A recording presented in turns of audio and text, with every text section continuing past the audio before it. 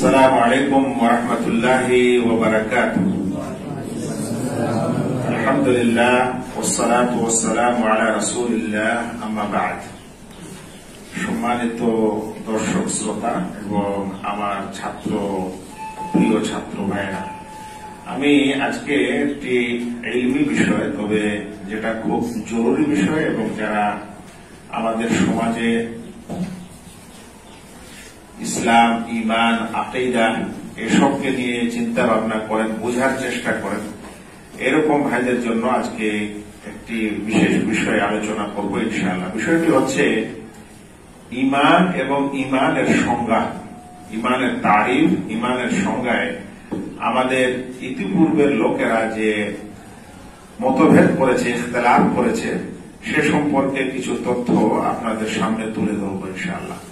প্রথম কথা হলো যে রাসূল করিম সাল্লাল্লাহু আলাইহি ওয়াসাল্লাম এবং তার সাথীগণ মানে সাহাবাগণ যারা আমাদের সালাফ, তাদের মধ্যে ঈমান বলতে আমল বাইরে ছিল না। মানে তারা সকলে মুমিনও হতেন আর প্লাস আমলকারী মুমিন হতেন। শুধু অন্তরে কিছু বিশ্বাস নিয়ে আছেন এরকম না, বরং বিশ্বাস এবং আমল দুটি তারা করতেন, এটাই তাদের কাছে ঈমান ছিল।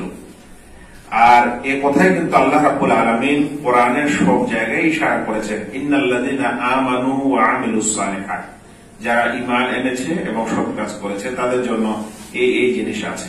তো ঈমান সাথে আমলকে অঙ্গাঙ্গিক ভাবে জড়িত মনে করতেন আমাদের সালাফরা এবং রাসূল করিম সাল্লাল্লাহু আলাইহি ওয়াসাল্লামের যুগ, তারপরের যুগের লোকেরা। কিন্তু মোটামুটি তাবী ও তাবা তাবীর যুগে এই ঈমানের সংজ্ঞায় বা ঈমানকে বুঝতে আমাদের স্বয়ং মুসলিম সমাজের কিছু মানুষ মতভেদ করে, মতানৈক্য করে যে ঈমান কাকে বলা হয়। তো একটা ধারা তো ছিলই, রাসূল সাল্লাল্লাহু আলাইহি ওয়াসাল্লাম থেকে নিয়ে, সাহাবা থেকে নিয়ে, তাবে থেকে নিয়ে, ওই ঈমান, যে ঈমান আমাদের রাসূল সাল্লাল্লাহু আলাইহি ওয়াসাল্লাম শিক্ষা দিয়ে গেছেন, সেই ঈমানটা তো ছিলই। আর ওই ধারাটার নাম হচ্ছে আহলুস সুন্নাহ ওয়াল জামাআহ। এখানে একটি কথা আরো বুঝিয়ে দিই যে আজ দুনিয়াতে মানুষ যে খুব এই দল সেই দল, এটা ভালো ওটা ভালো, এই মন্দ সেই মন্দ, এটা ঠিক, এরকম করে যে ঘোরাঘুরি করে, এটা উচিত না। আমাদের ইসলামের ওই দল, ওই জামাত, ওই ধারা, ওই আকীদা, ওই চিন্তাধারা যেটা রাসূল করিম সাল্লাল্লাহু আলাইহি ওয়াসাল্লাম শিক্ষা দিয়েছেন এবং তার সাহাবারা গ্রহণ করেছিলেন, সেই ধারাবাহিকতাটার নাম হচ্ছে আহলুস সুন্নাহ ওয়াল জামাআহ। সেটা দিনের প্রত্যেকটা ক্ষেত্রেই ইনশাআল্লাহ ইলা কিয়ামাস সাআহ বলবৎ থাকবে। সেজন্য মানুষ যেন দুনিয়াতে পুরো দল না খুঁজে, বরং ওই আহলুস সুন্নাহ ওয়াল জামাআতের মানহাজ খুঁজে, ওর নীতি খুঁজে, ওর উপর থাকে, এদিক ওদিক যাওয়ার চেষ্টা না করে। তো ঈমানের ক্ষেত্রেও আহলুস সুন্নাহ ওয়াল জামাআতের একটি মন্তব্য আছে, আর এটা আমরা সকলে জানি যে ঈমান আহলুস সুন্নাহ ওয়াল জামাতের নিকট হচ্ছে কওলুন বিল লিসান, মুখ দ্বারা বলা, ওয়া ইতিকাদুন বিল কলব, আর অন্তর দিয়ে সেটাকে বিশ্বাস করে নেওয়া, ওয়া আমালুন বিল জাওয়ারিহ, আর এই অঙ্গ প্রত্যঙ্গ দ্বারা বাস্তবায়ন করা, মানে আমল করা। ইয়াজিদু ওয়া ইয়ানকুস, ইয়াজিদু বিত তাআহ ওয়া ইয়ানকুসু বিল মাসিয়াহ, ইতাআতের মাধ্যমে মানে ইবাদত বন্দেগের নেকির কাজের মাধ্যমে ঈমান বৃদ্ধি লাভ করে, আর মাসিয়াত গুনার কাজের মাধ্যমে ঈমান হ্রাস পায়, কম হয়, ঘটে যায়। এটা হলো আহলুস সুন্নাহ ওয়াল জামাআতের কথা। মানে আহলুস সুন্নাহ ওয়াল জামাআহ ঈমানের মধ্যে আমলকে জরুরি অঙ্গ মনে করেন। ঈমান মুমিন হয়ই না যতক্ষণে কেউ আমলকারী না হয়। এই কারণে আহলুস সুন্নাহ ওয়াল জামাআতের এই সংজ্ঞাটি আমাদের প্রত্যেক মানুষকে মনে রাখা দরকার, যারা আমরা এই ঈমান আকীদাকে বুঝতে চাই। যে আহলুস সুন্নাহ ওয়াল জামাত ঈমানের সংজ্ঞায় এটা মনে করেন যে সেটা শুধু মুখে বলার জিনিস না, বরং মুখেও বলতে হবে, অন্তরেও বিশ্বাস করতে হবে। আর মুখে আর অন্তরেরও জিনিস না যতক্ষণ সেটা মানুষ আমলে পরিণত না করে, কাজে পরিণত না করে। সে কারণে সাহাবায়ে কেরাম রাদিয়াল্লাহু তাআলা আনহুম তারা আমল প্রত্যাখ্যানকারী ছিলেন না। হ্যাঁ, মুস্তাহাব্বাত প্রত্যাখ্যানকারী কেউ হতে পারে না, আলাদা কথা, কিন্তু যে সকল কাজ ওয়াজিবাত, ফরায়েজ, মুহাররামাত, এ সকলের ব্যাপারে তাদের কোনো তাসাহুল ছিল না, সেগুলো তারা অবশ্যই করতেন, কারণ তারা মনে করতেন যে আমি মুমিন হয়েছি মানে আমাকে এগুলোর আমল করতে হবে, এটা ছাড়া আমার ঈমান সহি নয়, শুদ্ধ নয়। এরপরে ওই যে বললাম এমন এক যুগ চলে আসলো যখন আহলুস সুন্নাহ ওয়াল জামাতের এই সংজ্ঞা বা এই তারিফের বিপরীত কথাবার্তা মানুষ বলতে লাগলো, এটা উল্টে দিল। এটাকে বলা হয় যে একটি মূল ধারা থেকে কিভাবে একটা অন্য ধারা আবিষ্কার হয় বা সৃষ্টি হয়। এ বিষয়ে ইমানের সংজ্ঞায় সবচেয়ে প্রথমে আহলুস সুন্নাহ ওয়াল জামাতের যারা বিপরীত পদক্ষেপ নিয়েছিল বা বিপরীত মন্তব্য করেছিল, সেই দলটি ও জামাতটির নাম হচ্ছে মুরজিয়া। এই মুরজিয়া দল আবার তিন ভাগে বিভক্ত, মোটামুটি ভাবে আরো ভাগ আছে, কিন্তু এদের তিনটা বেসিক ভাগ আছে। স্বয়ং মুরজিয়ারাও তিন ভাগে বিভক্ত। তো এই মুরজিয়া দলদের মধ্যে তিন রকমের লোক আছে। একটাকে বলা হয় মুরজিয়াতুল ফুকাহা, আর একটা হলো মুরজিয়াতুল মুতাকাল্লিমিন, আর একটা হলো কুল্লা কারামিয়া। মুরজিয়াতুল মুতাকাল্লিমিন এই কথাটার অর্থ হলো দার্শনিক মুরজিয়া। দার্শনিক মানে যুক্তিবাদী মুরজিয়া। এই দার্শনিক মুরজিয়ারা বলেছিল যে আর ঈমান হুয়া মুজাররাদুল মারিফা ফাহাসব, ঈমান হলো আল্লাহকে চিনে নেওয়া, যথেষ্ট, বাস। আল্লাহকে চিনতে পারলেই মুমিন হওয়া যায়। মানে কথার অর্থ হলো যে মানুষ দুনিয়াতে আল্লাহ হিসাবে কাউকে জানে, আল্লাহ হিসাবে কাউকে মানে, আল্লাহর বিশ্বাসটা অন্তরে আছে, আল্লাহ বলে কেউ আছেন, এতখানি বিশ্বাস রাখে, তাহলে সে মুমিন। এই কথা বলেছিল কারা? মুরজিয়াতুল মুতাকাল্লিমিনরা, দার্শনিক ও যুক্তিবাদী এই মুরজিয়ারা। আচ্ছা, যখনই আহলুস সুন্নাত ওয়াল জামাতের বিপরীত এরকম কেউ সংজ্ঞা মুসলিম সমাজে দিতে লাগবে, তখন কি হবে? আসল মুমিনের যেগুলো গুণাগুণ আছে সেগুলো নষ্ট হয়ে যাবে। কারণ এখন কেউ এটা মানবে। এই ক্ষেত্রে জাহাম বিন সাফওয়ান, যে আল্লাহ রাব্বুল আলামিনের সকল গুণ ও আসমা ও সিফাতকে অস্বীকার করেছিল, সে ব্যক্তিরা এরকম বলত যে আল্লাহকে চিনে নিলাম, হয়ে গেল, এটাই হচ্ছে আল্লাহ তাআলার মারিফাত, এটাই হচ্ছে ঈমান। যদি এতখানিতে ঈমান হয়, মুমিন হওয়া যায়, তাহলে ইবলিসও তো আল্লাহকে চিনে, আর আল্লাহকে ভালো করে চিনে। ইবলিস তো আল্লাহর সঙ্গে কথা বলেছে। আল্লাহ বলছে, ইবলিস মা মানাকা আন তাসজুদা লিমান খালাকতু বিয়াদাইয়া, যাকে আমি আমার দুই হাত দিয়ে সৃষ্টি করলাম তাকে সাজদা করতে তোমাকে কে মানা করছে? তো যেখানে আল্লাহ তাআলা স্বয়ং খেতাব করছেন, সম্বোধন করছেন, তো সেই ইবলিস তো আল্লাহকে ভালো করে চিনে নাকি? তাকে কি মুমিন বলা যাবে? নাউযুবিল্লাহ। এই সংজ্ঞায় ইবলিসকেও মুমিন বলতে হবে, এই সমস্যা চলে আসলো। এখন চিন্তা করেন যে একটি মূল ধারায় আহলুস সুন্নাহ ওয়াল জামাতের যে ঈমানের সংজ্ঞা, যেটাকে তারা ঈমান মনে করত, সেটা এই দার্শনিকদের যুক্তিতে কি ধরনের নষ্ট হয়ে গেল। এর মধ্যে আবার কিছু ফুকাহা ছিলেন মুরজিয়া। এই ফুকাহারা, মুরজিয়াতুল ফুকাহারা বলেছিল যে না, দুটি জিনিস হলে ঈমান বলা যাবে। বলে কি দুটি জিনিস? বলছে যে অন্তরে বিশ্বাস থাকবে, এতে কাজ থাকবে, আর মুখে স্বীকার করবে। আমল, বলছে আমল জরুরি না, মানে আমল ঈমানের জরুরি অংশ না। আমল করলে ভালো, আমল করতে হবে, কিন্তু ঈমানের মধ্যে আমল যেরকম ইতিকাদ থাকা, যেরকম মুখে স্বীকার করা জরুরি, এরকম জরুরি জিনিস না। মুরজিয়াতুল ফুকাহা যখন এই কথা বললো, তাহলে সমাজে আরেকটা মেসেজ গেল, আচ্ছা ঠিক আছে, তাহলে মনে হয় মুখে বলবো আর অন্তরে বিশ্বাস করবো, নামাজ না পড়লেও চলবে। ওই কারণে কিছু মানুষ বলে যে লা ইলাহা ইল্লাল্লাহ বলেছি, একদিন জান্নাতে যাব। তার মানে ওই মুরজিয়াতুল ফুকাহার কওলের খোলাসা, সারাংশ এটা বের হলো যে আমি যদি মুখ দিয়ে আল্লাহকে মেনে নিয়েছি আর অন্তরে বিশ্বাস করেছি, তাহলে একদিন জান্নাত যাব। তার মানে আমল ছাড়ার ব্যাপারে এই মুরজিয়াদের কথাবার্তার বিরাট একটা প্রভাব আছে সমাজে। আল্লাহু আকবার। কিন্তু একটু কথা মনে রাখতে হবে, মুরজিয়াতুল ফুকাহারা ঈমানের জরুরি অংশ আমলকে না বললেও তারা কিন্তু আমল করাকে, মানে ঈমান থেকে একেবারে বাদ, মানে মুমিন হলে তাকে আমল করতে হবে না এই কথা বলেনি। আমল করা তারা ওয়াজিব ও জরুরি অংশ বলেনি, কিন্তু করাটা ভালো বলেছে। এই জন্য যারা মুরজিয়াতুল ফুকাহা ছিল তারা যে আমল তরককারী ছিল তা না, তারা আমল করত, কিন্তু তারা ইমানের জরুরি অংশ সেটাকে মনে করত না।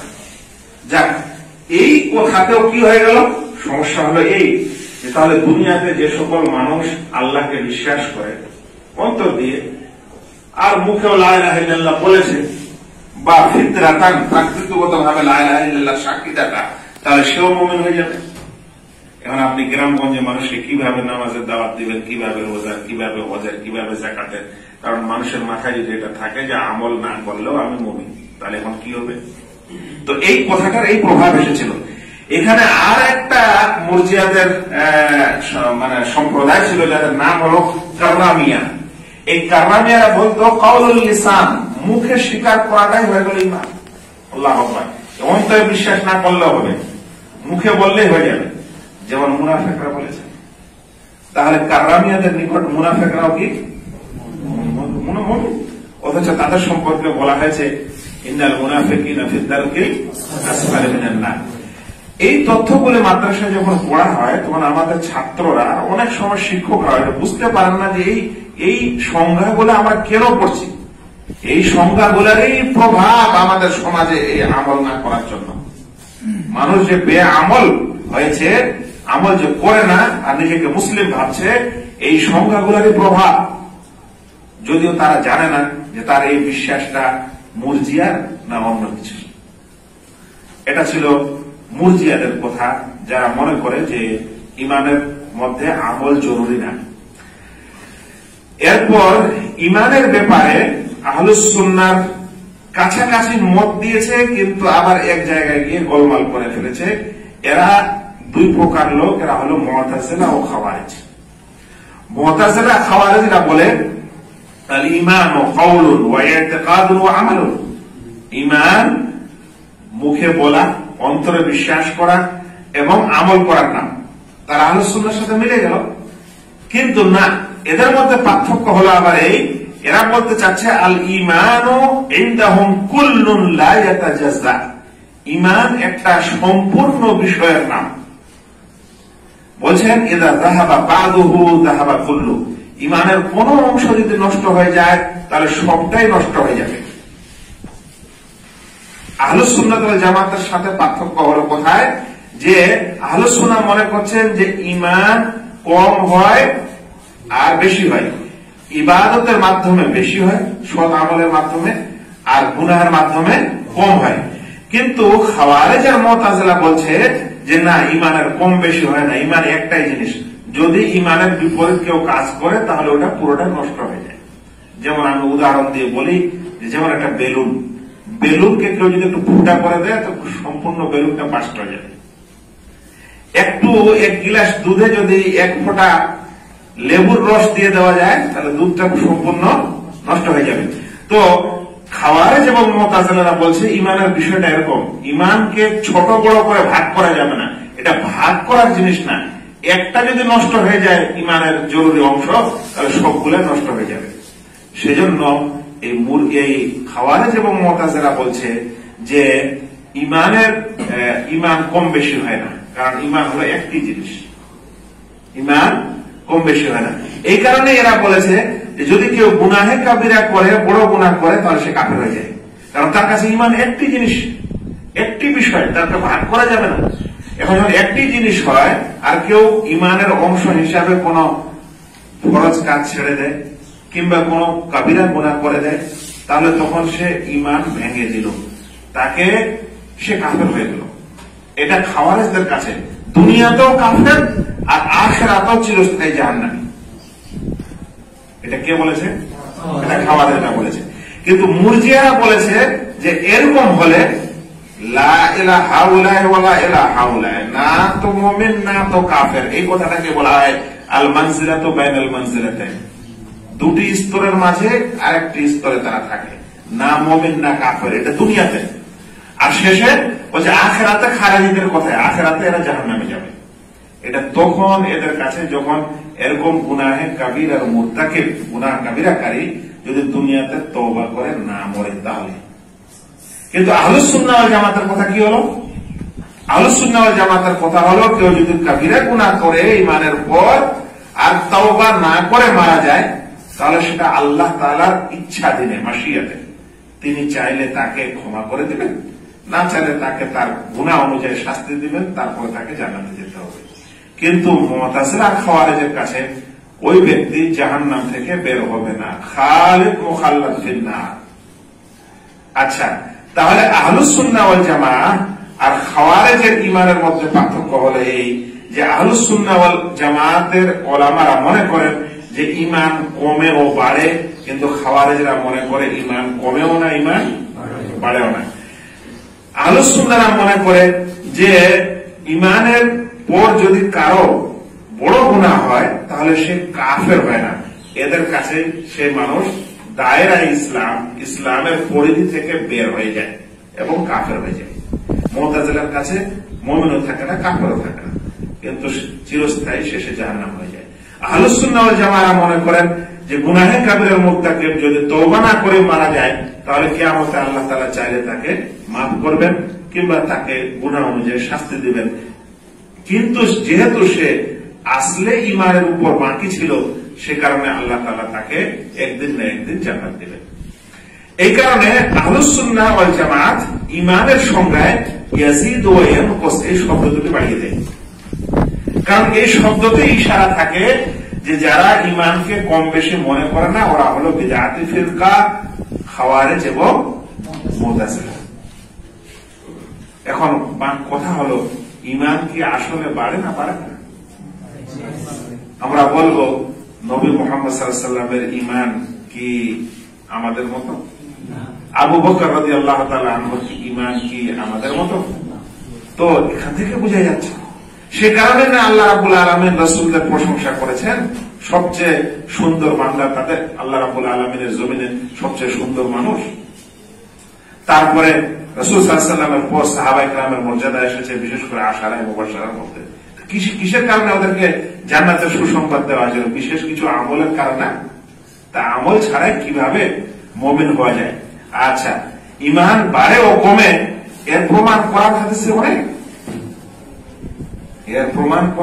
অনেক, কিন্তু কোরআন হাদিসের এই আয়াতগুলি বা এই দলিলগুলি মানুষ অনেকে তোয়াক্কাই করে না। ওয়াইযা তুলিয়াত আলাইহিম আয়াতুহু যাদাতহুম ঈমানা, আল্লাহর আয়াত যাদের উপর তেলাওয়াত করা হয় তাদের ঈমান বেড়ে যায়। হ্যাঁ, বেড়ে যায়। আজ আমি যখন কোন মানুষকে ওয়াজ নসিহত করি, দুনিয়ার মানুষ যখন কোরআন ও হাদিসের ওয়াজ নসিহত শুনে, ভালো মানুষের সোহবতে থাকে, তখনকার ঈমান আর যখন সেই পরিবেশ থেকে বাইরে চলে যায়, সেই মানুষের ঈমান দুটো বরাবর হয়? কখনোই হয় না। আর যদি শুধুমাত্র বিশ্বাসকে, অন্তরের ইতিকাদকে যদি ঈমান বলা হয়, তাহলে ইবলীসও মুমিন হয়ে যাবে, আর ফিরআউনও মুমিন হয়ে যাবে।